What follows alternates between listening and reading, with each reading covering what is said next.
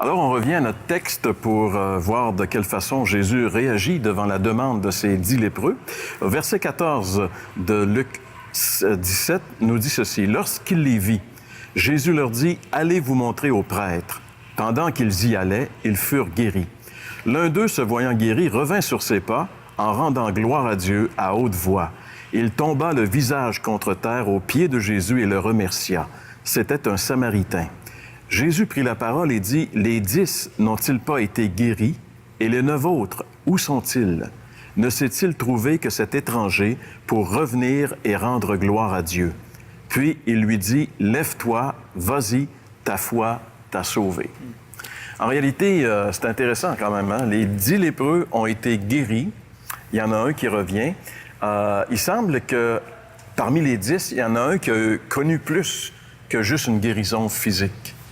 Bien, dans le sens que c'est normal de se réjouir là. Tu sais, hein, écoute, tu étais lépreux, tu retournes à la vie.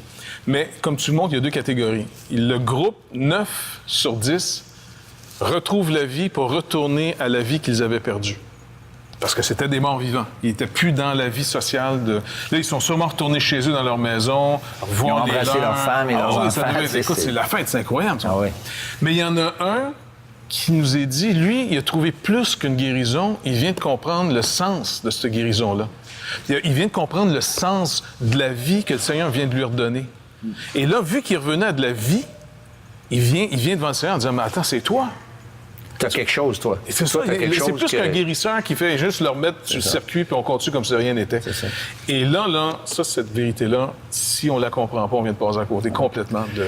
Mais je trouve que c'est intéressant parce que les gens aujourd'hui, souvent, on se tourne vers Dieu pour un problème. C'est comme c'est correct, c'est sûr. Tu sais, mettons, je sais pas, moi, je suis en crise financière puis j'ai jamais prié Dieu de ma fiche de vie. Et là, un jour, je crie à Dieu pour qu'il vienne me secourir. Comme les 10 lépreux ont crié. Et là, Dieu répond.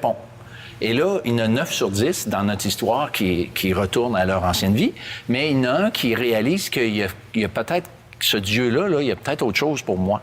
Et c'est là que, moi, je suis frappé par le verset 19, le dernier du texte, en fait, qui dit, « Puis, il dit, lève-toi, va, ta foi t'a sauvé. » Et là, je pense que cet homme-là, il y a eu un message que les autres n'ont jamais reçu, c'est que au-delà du problème de base que ces gars-là avaient, il y avait un autre problème où ils avaient besoin de trouver ce que moi, j'appelle le pardon de leurs péchés. Le fameux « t'a sauvé », c'est pas en relation avec la lèpre, parce que les 10 ont été sauvés de la lèpre. C'est vraiment d'une autre chose, d'un autre problème que Jésus dit que t'es sauvé. Et ce sauvage-là, tu sais, le mot « sauver », c'est vraiment l'idée du pardon de nos péchés et de cette paix intérieure que Dieu veut donner à tous ceux et celles qui se tournent vers lui. En réalité, François, on pourrait dire finalement qu'on n'est pas tous des lépreux, littéralement, mais on est tous atteints d'une maladie plus profonde que la lèpre que cet homme-là avait. Ouais. Et lui, la guérison de sa lèpre, peut-être l'a réveillé au fait que celui qui est capable de me guérir de la lèpre peut aussi me guérir de ce problème qui est plus profond et qui est le problème de tous les êtres humains. On est des pécheurs. Par nature. On est déconnecté d'avec Dieu. Et à cause de ça, parce qu'on a été créé par Dieu pour vivre avec Dieu, le péché nous déconnecte d'avec Dieu. Notre vie, c'est une survie, finalement. On essaie d'être heureux, on essaie de trouver le bonheur dans différentes choses. On n'a réussi jamais à l'atteindre, à être vraiment pleinement satisfait. Mais Jésus se présente à nous comme étant cette solution à notre problème. Et cet homme-là semble l'avoir trouvé, hein, parce qu'il revient à Jésus, il se jette à ses pieds.